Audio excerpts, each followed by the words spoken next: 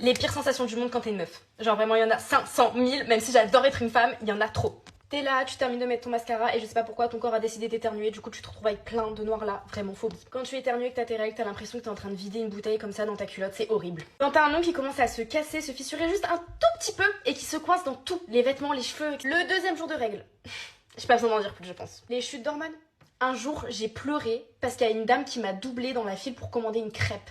J'ai fondu en larmes, personne n'a compris. Moi-même, j'ai pas compris. La dame était au bout de sa vie, en mode « Oh, désolé, désolé », j'étais en mode « Non, mais c'est des hormones ». Elle a dû croire que j'étais enceinte. Les cheveux qui se coincent dans la petite vis des chaises, là.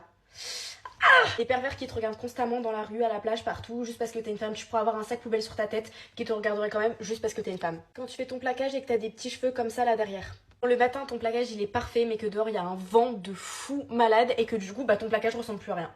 Quand le matin, tu oublies de mettre ton parfum ou du déodorant.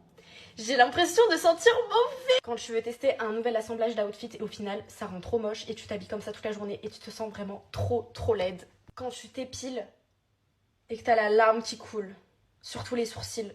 Dernier truc, et je pense que j'ai oublié plein de choses, donc n'hésitez pas à dire pour vous quelles sont les pires sensations en étant une femme. C'est quand ta culotte, elle te rentre de partout, de devant, de derrière, et que t'es dans la rue, et que tu dois l'enlever, mais tu peux pas.